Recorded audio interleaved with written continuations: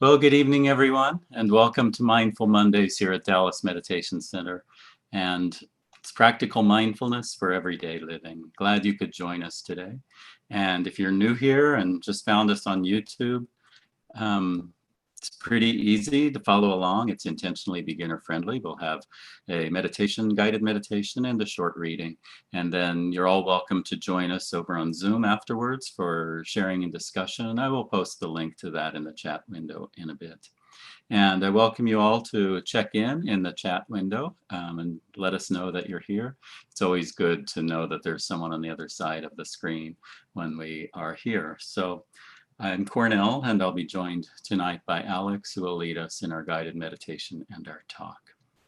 So find that quiet place. Make sure the ringer on the phone is turned off. Perhaps the lights are turned down, maybe not. And just relax and enjoy. And we will begin with our opening affirmation.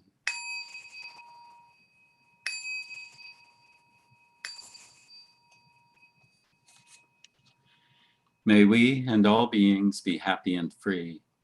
May we and all beings transform our suffering. May we and all beings rejoice in all joys. May we and all beings be at peace, awakening to the truth of who we are. Infinite light, infinite love, infinite life.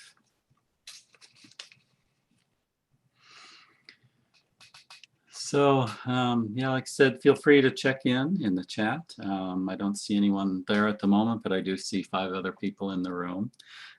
So whenever you do check in, that's fine. Otherwise, we'll begin. I hope that you're enjoying the day and that you're all staying cool.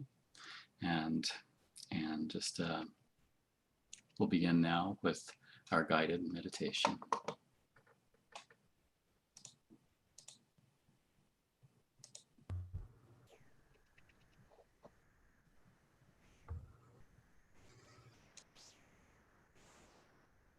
Hey everyone, I'm Alex. This is my sidekick, Nicole.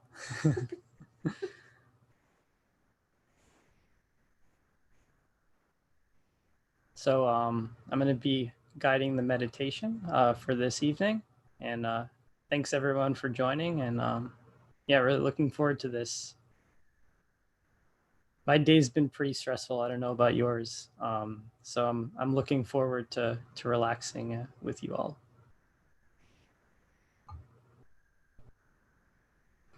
So first, try to assume a posture where your spine is straight. You can sit like we are, you can lie down, whatever feels comfortable. And you can begin to relax your body. You may wish to close your eyes, or you can leave them open with a soft gaze.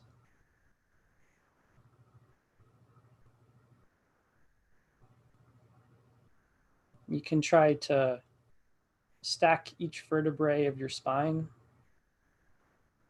kind of in a straight tower, or may help to think about a string at the top of your head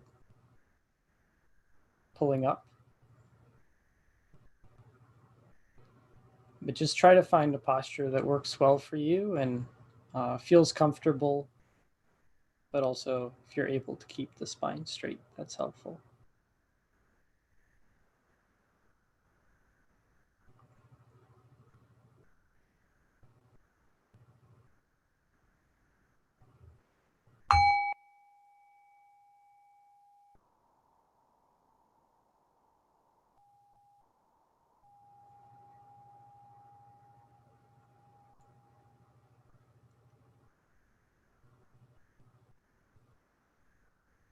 So we'll start by bringing our awareness into the here and now.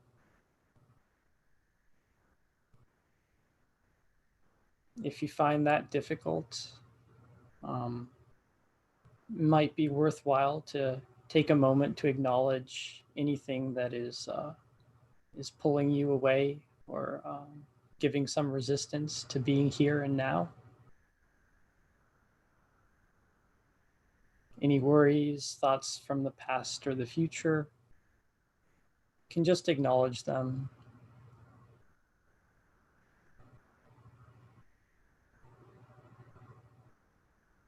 becoming aware makes it a little bit easier to recognize that and set it to the side so we can all be present here together.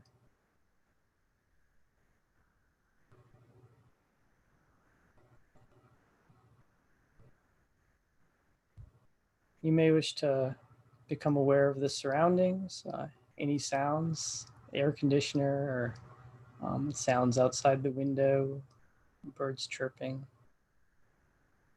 Just become aware of all of that and center yourself in the now.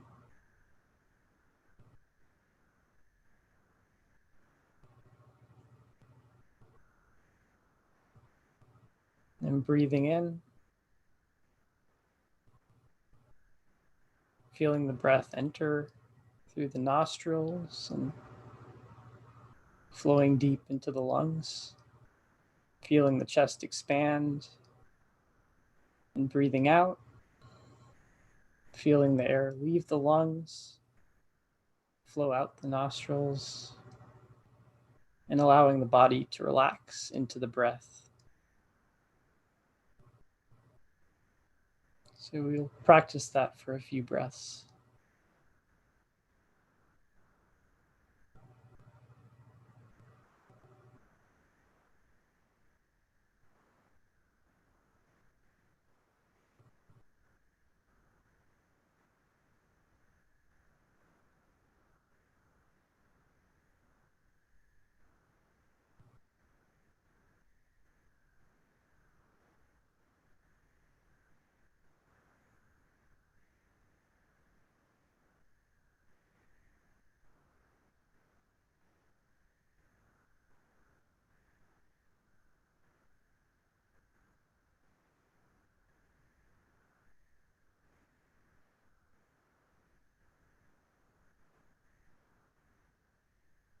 Now we'll bring our attention to relaxing all the parts of our body, and we'll start with the top of our head.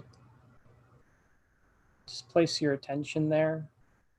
You can also envision glowing light at that location at the top of your head. Just allow yourself to experience any sensations there.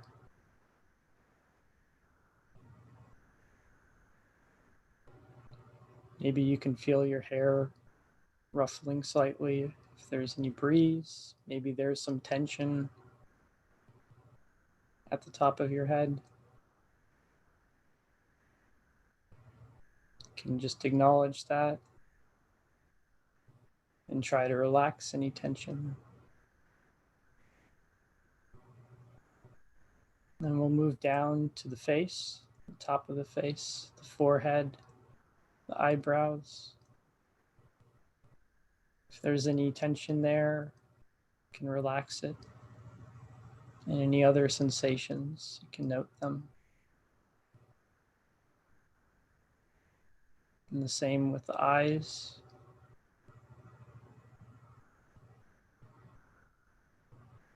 The nose. You can become aware of the breath flowing in, out. And the cheeks.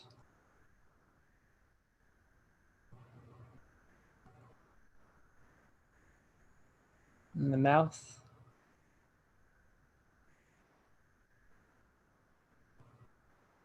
You may wish to even place a slight smile on your lips.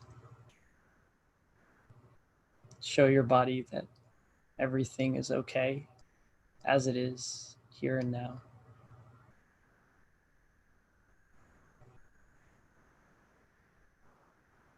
We'll move down to the chin,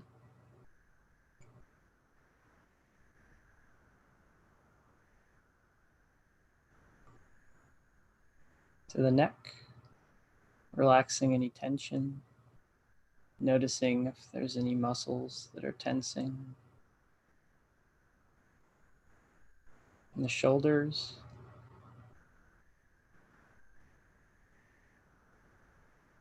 might notice our shoulders rise and fall as we breathe, and we can use that to help relax with each out breath.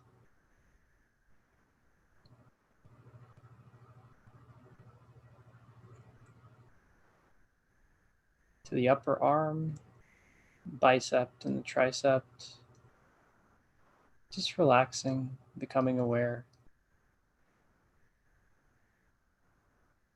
The elbow, the forearm,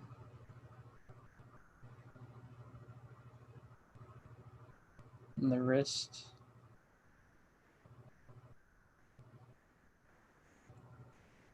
You can notice any tension, any pain, also any pleasant sensations. It can be very worthwhile to acknowledge the pleasant sensations.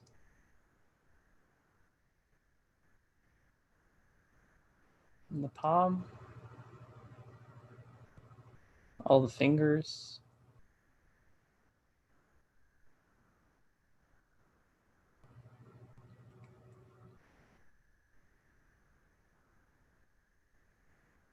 then we'll move back up to the chest and the back.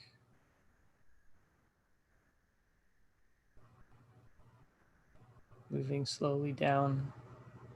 Again, you may be envisioning a glowing white light just gliding down your spine.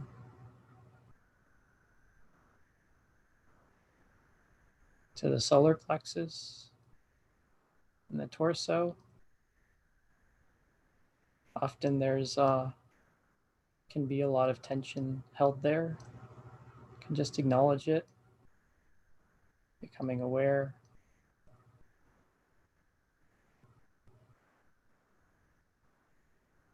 And if we notice tension that we cannot relax, that's okay too.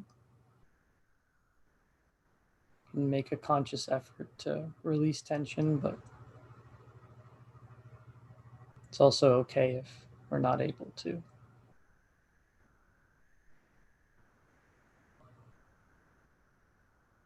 Moving down to the pelvis, the hips, the tailbone,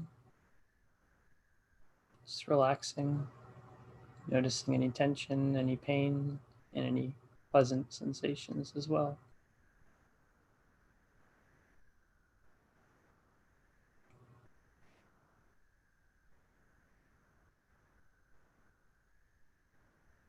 Moving to the thighs,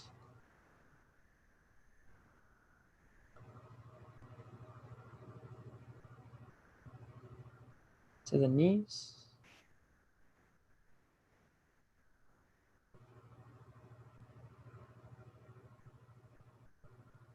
to the lower leg, the shin, hamstrings, quads,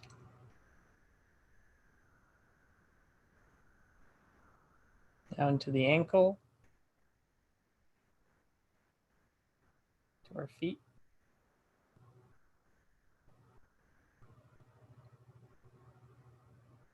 to our toes,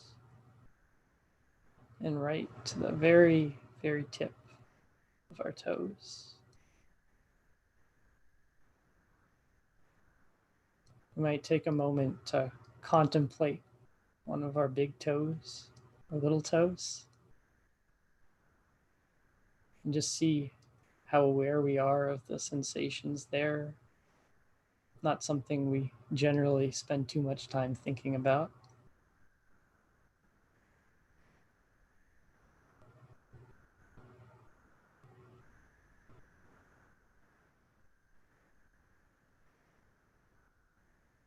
You may wish to revisit any areas with more tension that you noticed as you scanned down the body, and also any areas that had pleasant sensations. Helps to balance it out.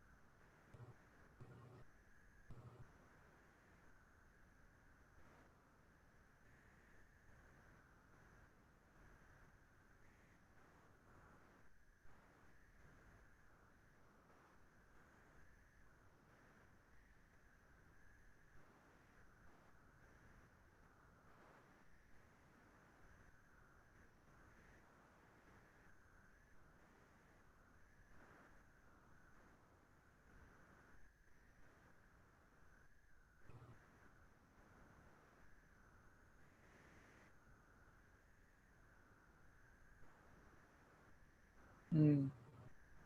Can just rest in the body.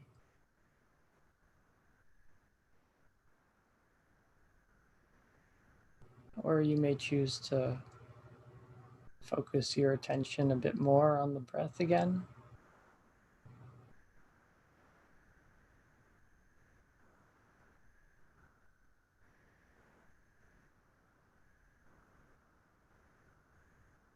And we'll just sit here for a little bit.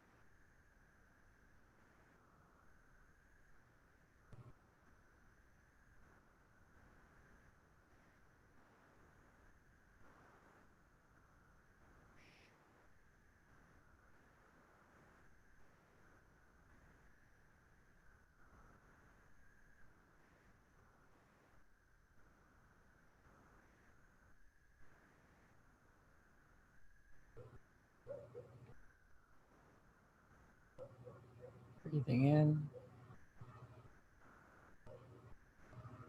breathing out.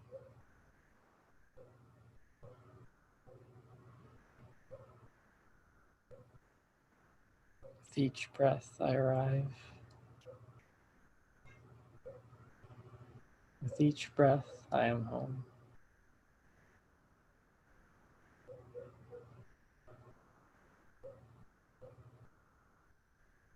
Breathing in here, breathing out now.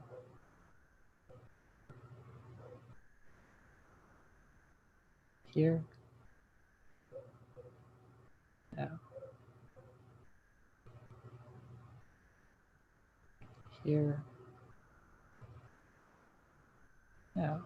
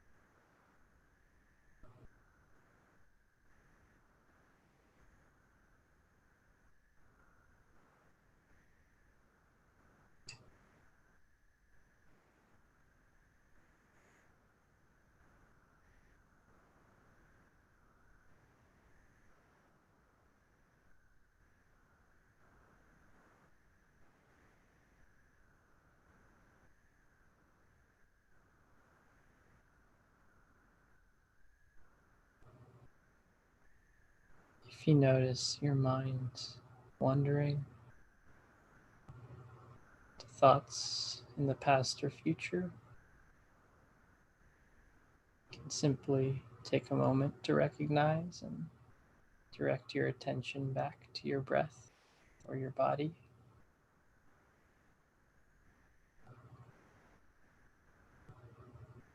And taking a moment to thank your mind as well and feel gratitude for noticing your thoughts wandering and being able to bring them back.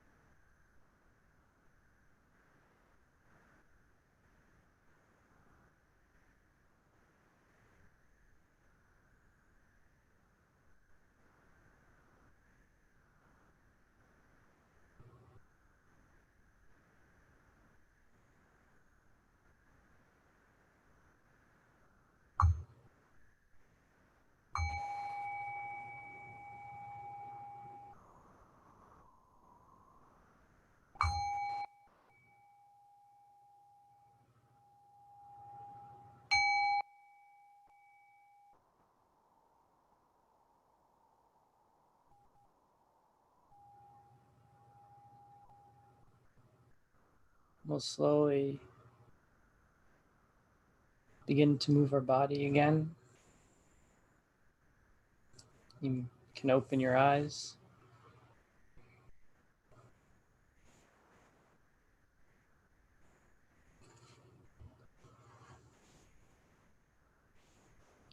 You want to massage any body parts that feel tense or sore.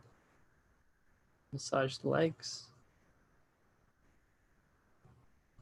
the arms,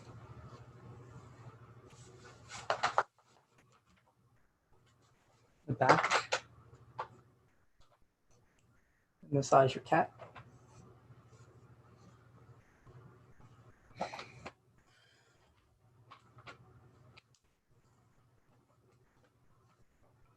Maybe do a few stretches.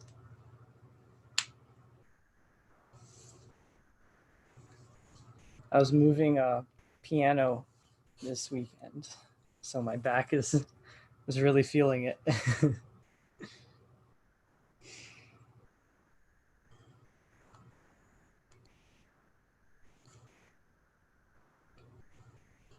How was it?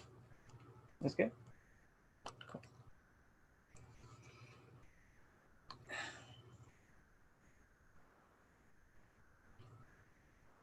So the reading I'm going to share today is from a book by Thich Nhat. It's called Anger, Wisdom for Cooling the Flames. And I actually haven't read all of this yet, so I skimmed it, but it looked really interesting. So I'm looking forward to reading it with you all. And we're starting basically from the beginning in the introduction. Heading is the practice of happiness.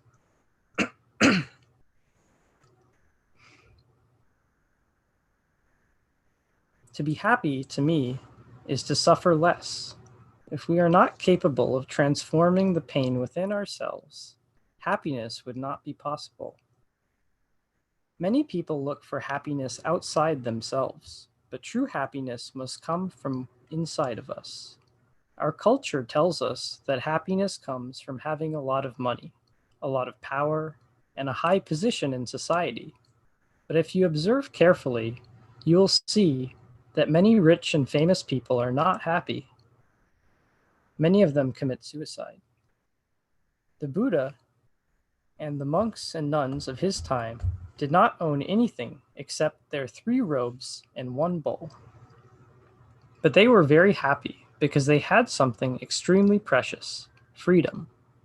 According to the Buddha's teachings, the most basic condition for happiness is freedom. Here we do not mean political freedom, but freedom from the mental formations of anger, despair, jealousy, and delusion. These mental formations are described by the Buddha as poisons. As long as these poisons are still in our heart, happiness cannot be possible. In order to be free from anger, we have to practice, whether we are Christian, Muslim, Buddhist, Hindu, or Jewish. We cannot ask Buddha, Jesus, God, or Muhammad to take anger out of our hearts for us. There are concrete instructions on how to transform the craving, anger, and confusion within us. If we follow these instructions and learn to take good care of our suffering, we can help others do the same. Making a change for the better. Suppose there is a family in which the father and son are angry with each other. They are not capable of communicating anymore. The father suffers a lot, and also the son. They don't want to remain stuck in their anger, but they don't know how to overcome it. A good teaching is the kind of teaching that you can apply directly to your life so that you can transform your suffering. When you are angry, you suffer as though you are being burned by the fires of hell. When you feel great despair or jealousy, you are in hell. You have to go to a friend who practices and ask how to practice in order to transform the anger, the despair in you. Compassionate listening relieves suffering. When a person's speech is full of anger, it is because he or she suffers deeply. Because he has so much suffering, he becomes full of bitterness. He is always ready to complain and blame others for his problems. This is why you find it very unpleasant to listen to him and try to avoid him. To understand and transform anger, we must learn the practice of compassionate listening and using loving speech. There is a bodhisattva, a great being, or an awakened person who is capable of listening very deeply with a lot of compassion. She is called Kuan Yin, the bodhisattva of great compassion. We all must learn the practice of deep listening like this bodhisattva.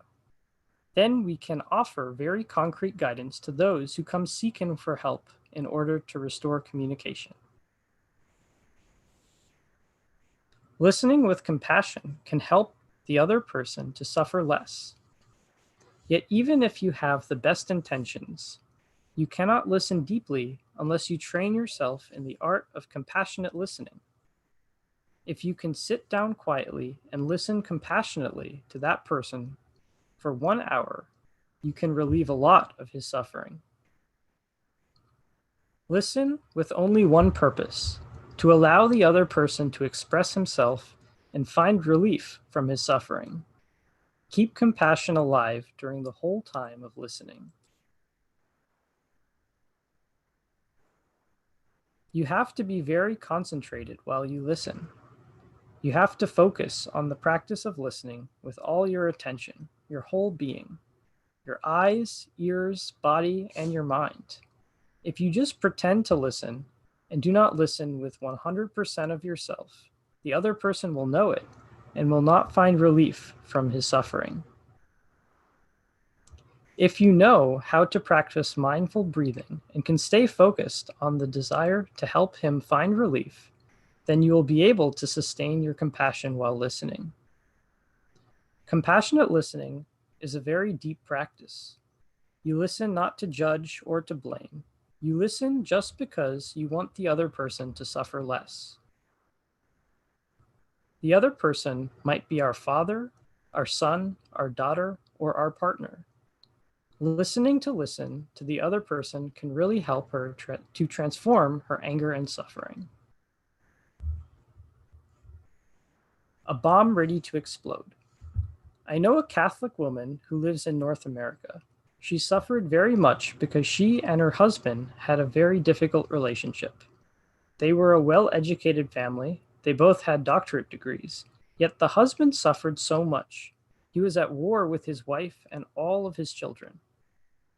He could not talk to his wife or to his children. Everyone in the family tried to avoid him because he was like a bomb ready to explode. His anger was enormous. He believed that his wife and his children despised him because no one wanted to come near him. In fact, his wife did not despise him. His children did not despise him. They were afraid of him. To be close to him was dangerous because he could explode at any time. One day, the wife wanted to kill herself because she could not bear it any longer. She felt she was not able to continue living under these circumstances. But before she committed suicide, she called her friend, who was a Buddhist practitioner, to let her know what she was planning to do. The Buddhist friend had invited her several times to practice meditation in order to suffer less, but she had always refused. She explained that as a Catholic, she could not practice or follow Buddhist teachings. That afternoon, when the Buddhist woman learned that her friend was going to kill herself, she said over the telephone, "You claimed to be my friend, and now you are about to die.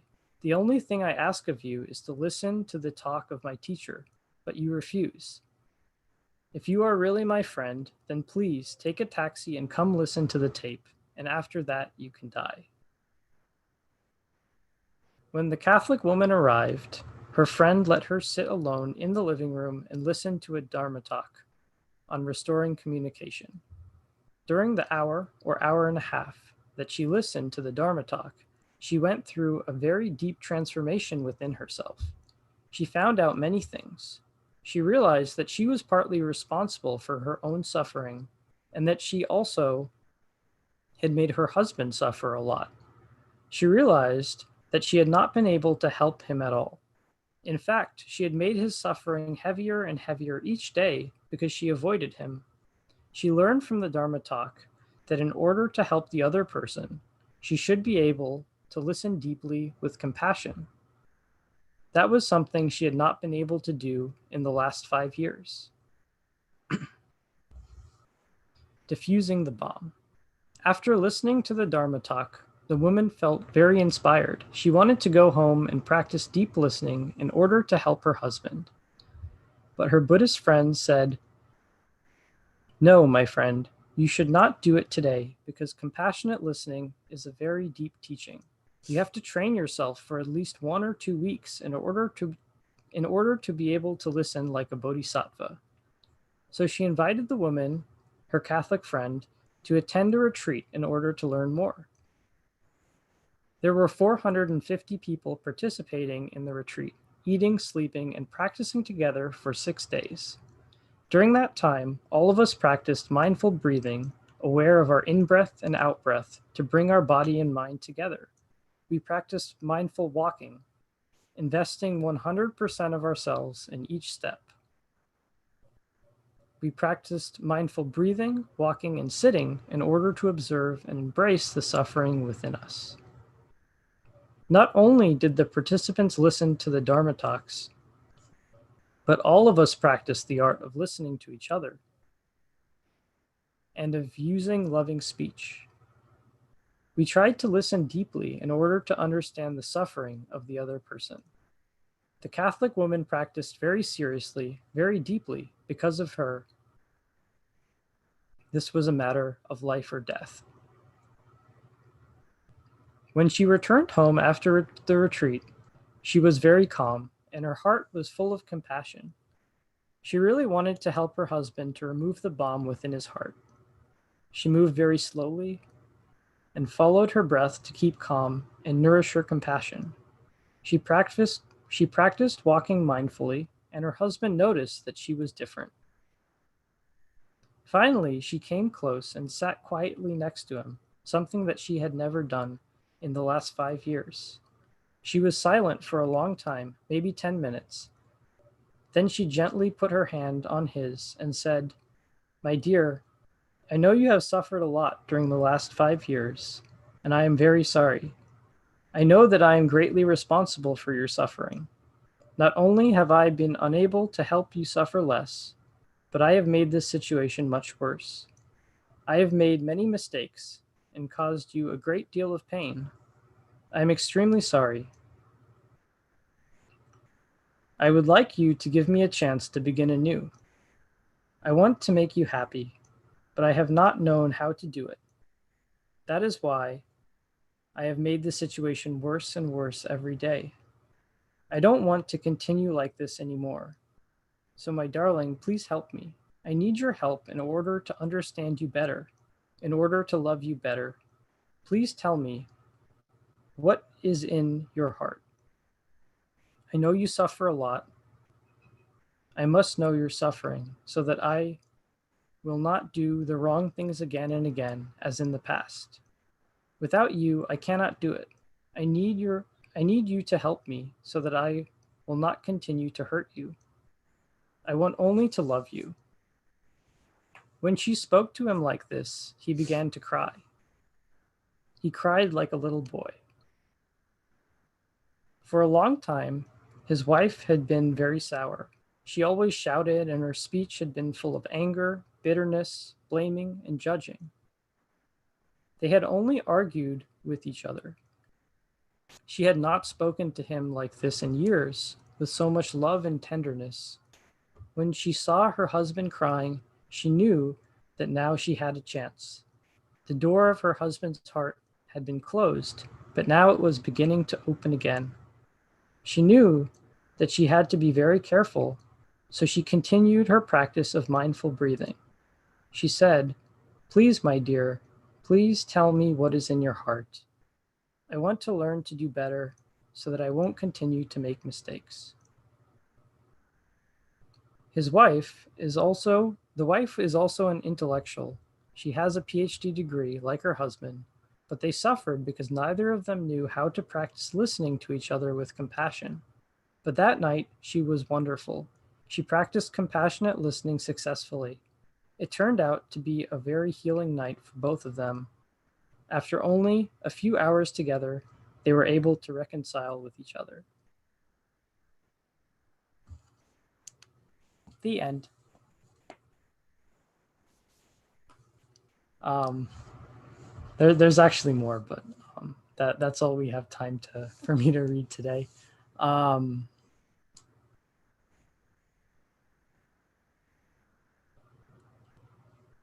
Yeah, I felt like that was a bit of a longer reading, but I like kind of how it all fits together, and I think the story especially shows, I guess, the power of deep, compassionate listening, and also how we can be unaware about how we treat ourselves, how we treat others around us. Um, yeah, so I don't think I have too much to add to that. I think it kind of speaks for itself. But yeah, I guess I would just say on the topic of compassionate listening, kind of being aware, and then also the anger. It wasn't mentioned too much in that reading, but um, kind of how she was unaware of the anger that she had, and it kind of masked how she really loved and wanted to help her husband, but didn't know how to do it. Yeah, so I guess with that, I'll hand it back over to Cornell. Thanks for joining me for the meditation and the reading.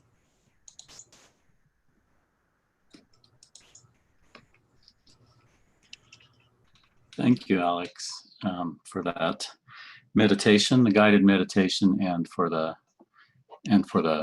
talk and the reading. For me, the highlights of the reading were the compassionate listening, And then also the invitation to, that when we see someone who's in need, perhaps we can offer something. We can't change anyone or anything like that, but maybe we can offer our compassionate listening to someone.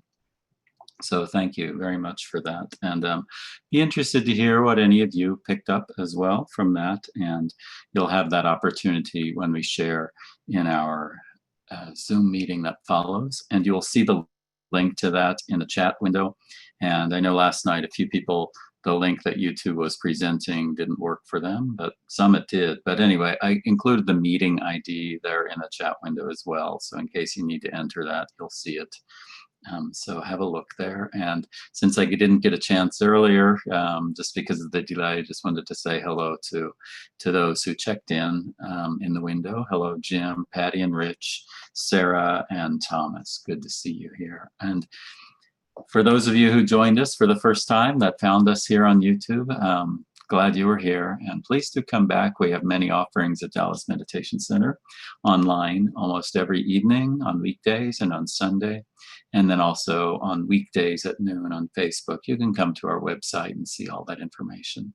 And those who make their appointment to be here every week, I really appreciate that. I know it's tough when we aren't meeting in person when you're at home to make that commitment, because sometimes it's easy, oh, I'm busy, or I missed it, or something like that. But thanks for making this an important part of your life too, because it is a practice. And as the reading said, that Alex had just read for us, it talks about that you can't just do it in a day or in one sitting, that it takes practice. So anyway, thank you all for being here, and a reminder that this organization and these broadcasts and everything are supported by your donations, and the link is in the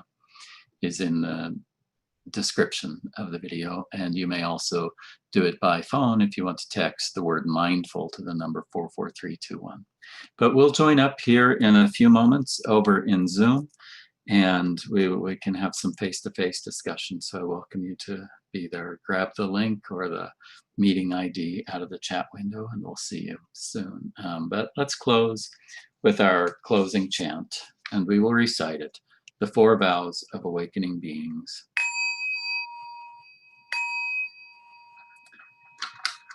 Countless beings we vow to free, ceaseless afflictions we vow to end. Limitless truth doors we vow to open.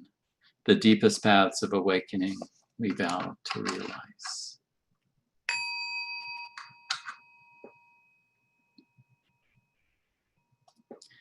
So have a good evening, everyone, and we will see you soon in the next minutes over on Zoom if you join us.